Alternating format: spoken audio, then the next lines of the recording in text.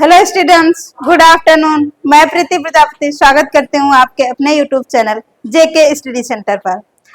तो स्टूडेंट्स, कल हमने पढ़ा था जैव प्रक्रम, जिसमें आपने देखे थे 30 क्वेश्चंस जो आपके ऑब्जेक्टिव आते हैं। आपकी साइंस में 20 क्वेश्चन जो हैं वो ऑब्जेक्टिव आते हैं। तो हम जो पढ़ाने वाले हैं वो आपको सीरियल से पहले क्या करेंगे, ऑब्जेक्टिव क्वेश्चन को पढ़ाएंगे। सभी जितने भी चैप्टर हैं साइंस के 13 सभी चैप्टर से लगभग 20 से 25 क्वेश्चन आपको डेली कराएंगे ऑब्जेक्टिव। फिर उसके बाद आपके लिए इम्पोर्टेंट क्वेश्चन जो लॉन्ग है वो लेकर के आएंगे।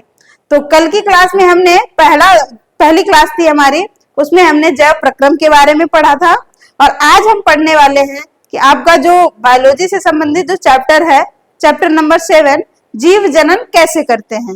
क्या पढ़ेंगे आज? जीव जनन कैसे करते हैं। इसी से हमने 20 क्वेश्चन, बहुत ही इंपॉर्टेंट क्वेश्चन चूज किए हैं जो आपके एग्जाम में पूछे जा सकते हैं। तो स्टार्ट करें आज की क्लास। तो बच्चों, इसके बिल्कुल मत करिएगा और एक एक क्वेश्चन को बहुत ध्यान से समझेंगे और पढ़ेंगे। तो स्टार्ट करें। ओके, स्टार्ट करते हैं आज की क्लास। और आज की क्लास का हमारा फर्स्ट क्वेश्चन है, बहुत ही ध्यान से पढ़िएगा, एक भी क्वेश्चन गलत नहीं होगा अगर यहाँ से पूछा जाता है। और हम सभी चैप्टर से आपको ऑब्जेक्टिव क्वेश्चन करवाएंगे। फिर उसके बाद में आपको थ्योरी वाले यानी कि लॉन्ग क्वेश्चन जो आपके आते हैं वो भी करवाएंगे जो इम्पोर्टेंट हैं। तो आज का जो पहला क्वेश्चन है वो कह रहा है, पुष्प के कितने भाग होते हैं। आपको बच्चों बताना है कि पुष्प के कितने भाग होते हैं। तो आपके ऑप्शन है 3, 2, 5 या फिर 6। 3, 2, 5 या फिर 6। तो यहाँ पर जो है आपका जो मुख्य भाग हैं वो कितने होते हैं? आपके 4 भाग होते हैं। कितने? पुष्प के मुख्य 4 भाग होते हैं। याद रखेंगे कौन कौन से। एक को कहते हैं हम दलपुंज। क्या बोलेंगे? दलपुंज। दूसरा आपका होता है बाह्य दलपुंज, बाह्य दल पुंज। और तीसरा आपका होता है पुमंग। क्या बोलेंगे? पुमंग और जायांग। ये आपके 4 जो हैं मुख्य भाग होते हैं किसके? फूल के। क्या होंगे? 4 भाग होंगे फूल के। यहाँ पर जो आपका ऑप्शन सही होगा वो 4 होगा, यहाँ पे गलती से 5 लिख गया है। तो याद रखेंगे आपके पुष्प के कितने भाग होते हैं? मुख्य 4 भाग होते हैं। आगे बढ़े। आगे है हमारा, मुकुलन पाया जाता है प्लेनेरिया में, हाइड्रा में, लसमानियों में या फिर इन सभी में। तो जो मुकुलन है यह विधि किसमें पाई जाती है? तो याद रखेंगे मुकुलन क्या है? एक जनन विधि है। क्या है? जनन विधि है। जनन विधि है। इसमें बताना ये है कि ये किसमें पाया जाता है। तो ऑप्शन आपका बी बिल्कुल सही जवाब हो जाएगा, हाइड्रा। हाइड्रा में कैसी विधि पाई जाती है या हम कहें कैसा जनन पाया जाता है, तब बच्चों आप बताएंगे मुकुलन जनन पाया जाता है। मुकुलन पाया जाता है। ये मुकुलन होता क्या है? तो इसमें क्या होता है, कोई भी जीव, मान लिया ये कोई जीव की स्ट्रक्चर थी और इसने क्या किया, अपनी स्ट्रक्चर को थोड़ा सा इस तरीके से बड़ा कर लिया और जो ये बढ़ गया है इस तरीके से यहाँ पर एक बड बन जाता है और यही बड टूटकर नीचे गिरेगा। फिर इसी से सेम ऐसा ही एक और जीव बन जाता है। इसी विधि को हम कहते हैं मुकुलन। यानी कि उसके किसी अंग से, जीव का किसी अंग जो ज्यादा बढ़ जाता है और बढ़ने के बाद टूट जाए, फिर उससे एक नया जीव बन जाए, इस विधि को हम क्या बोलते हैं? मुकुलन बोलते हैं। ऑप्शन जो आपका सही होगा बी ऑप्शन, हाइड्रा में कैसा जनन होता है, तब याद रखेंगे मुकुलन होता है। नेक्स्ट क्वेश्चन की तरफ बढ़े। क्वेश्चन नंबर 3 कह रहा है, पराग नलिका में नर युग्मक की संख्या होती है। जो पराग नलिका है जिसमें पराग कण कहां से, पराग कोश से वर्तिकाग्र तक जाते हैं, तो उसमें पराग कणों की संख्या, युग्मकों की संख्या कितनी होती है, तब आप बताएंगे ऑप्शन नंबर 3 यानी कि 2। कितने होते हैं नर युग्मक? तो 2 होते हैं, याद रखेंगे। क्लियर? नेक्स्ट बढ़े आगे। अगला क्वेश्चन है, परिवार नियोजन की स्थायी विधि क्या है? परिवार नियोजन की स्थायी विधि क्या है? गर्भ निरोधक गोलियां, निरोधक का प्रयोग, वैसेक्टोमी या फिर गर्भपात। तो परिवार नियोजन की स्थायी विधि क्या है? ऑप्शन नंबर सी आपका सही हो जाएगा, वैसेक्टोमी। क्या बोलेंगे? वैसेक्टोमी। इसमें क्या होता है, जो पुरुष की शुक्र वाहिका है उसको काट के अलग कर दिया जाता है। किसको? शुक्र वाहिका को, शुक्र वाहिका काट कर अलग कर देते हैं या फिर बांध देते हैं। तो उससे क्या होता है, शुक्राणु आगे नहीं बढ़ पाते हैं और इस तरीके से आपका जो है परिवार नियोजन में एक मदद मिलती है, या हम कहें कि शुक्राणु आगे नहीं जा पाते हैं तो फर्टिलाइजेशन नहीं हो पाता है। याद रखेंगे। आगे बढ़े। पुरुष में लिंग गुणसूत्र होते हैं। बच्चों याद रखेंगे, जो मानव है या कहें मनुष्य है, मनुष्य में प्रत्येक कोशिका में कितने गुणसूत्र होते हैं? तो आपको पता होगा 46 गुणसूत्र होते हैं, या हम कहें 23 जोड़ी होते हैं। कितने? 23 जोड़ी या फिर 46 गुणसूत्र होते हैं, जिसमें एक जोड़ा जो होता है वो लिंग गुणसूत्र का होता है। क्या याद रखेंगे? एक जोड़ा लिंग गुणसूत्र का होता है। अगर पुरुष में बात करें तो वो जोड़ा होता है XY। क्या बोलेंगे? XY।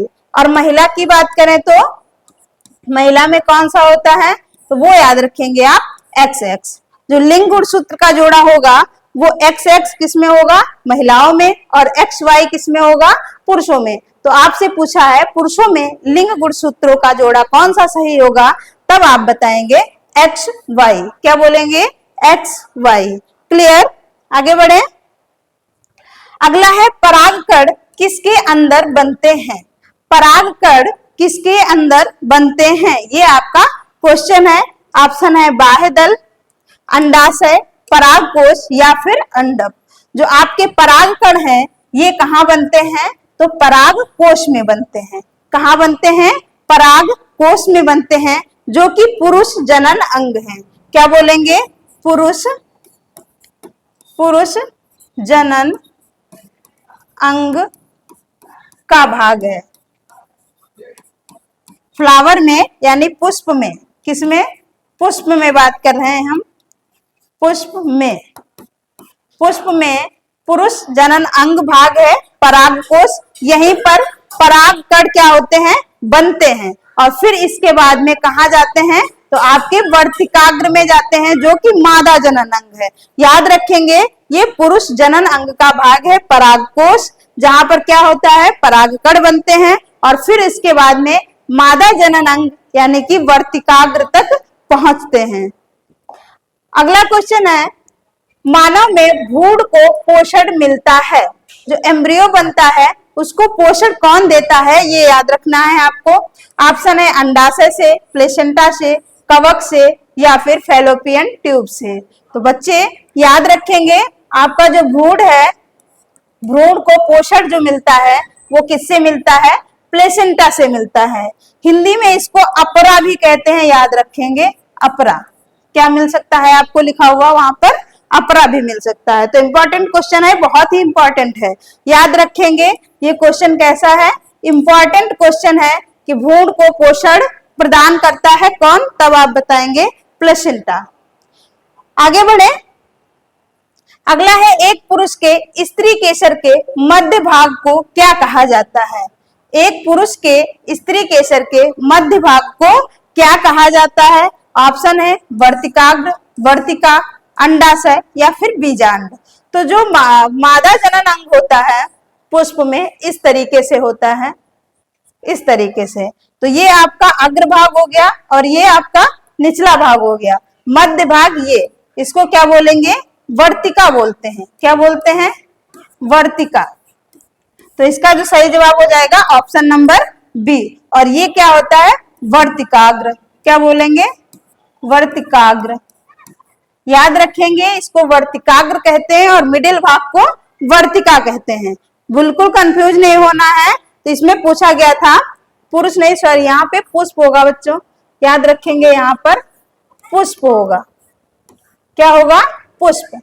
एक पुष्प के स्त्री केसर के मध्य भाग को क्या कहते हैं? तब आप बताएंगे वर्तिका कहा जाता है। पुरुष नहीं होगा, यहाँ पे पुष्प होगा, याद रखेंगे।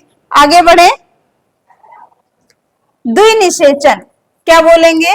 द्विनिषेचन विशेष लक्षण है। द्विनिषेचन किसमें पाया जाता है या किसका विशेष लक्षण है, ये आपको बताना है। जंतुओं का, आवृत बीजी पादपों का, अनावृत बीजी पादपों का, या फिर शैवालों का।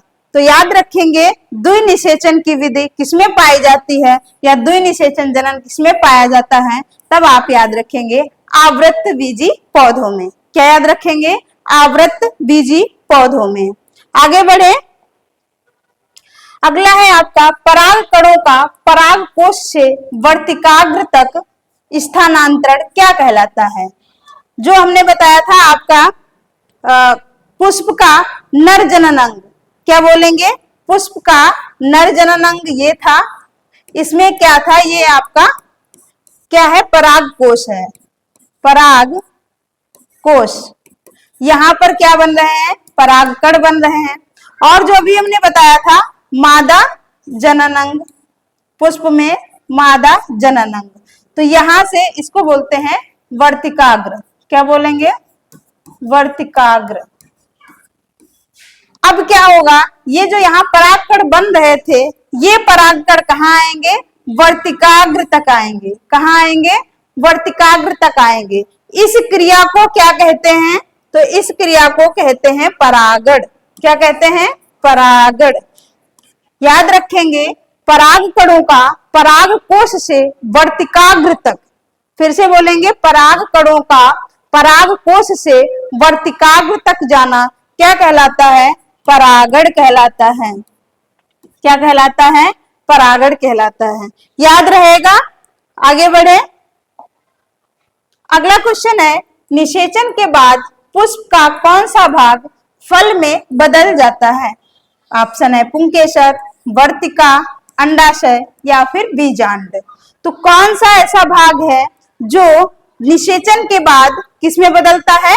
फल में बदल जाता है, यानी कि फल बन जाता है। तो आपका सही जवाब हो जाएगा बीजांड। क्या बोलेंगे? बीजांड। जो कि कहाँ बनते हैं?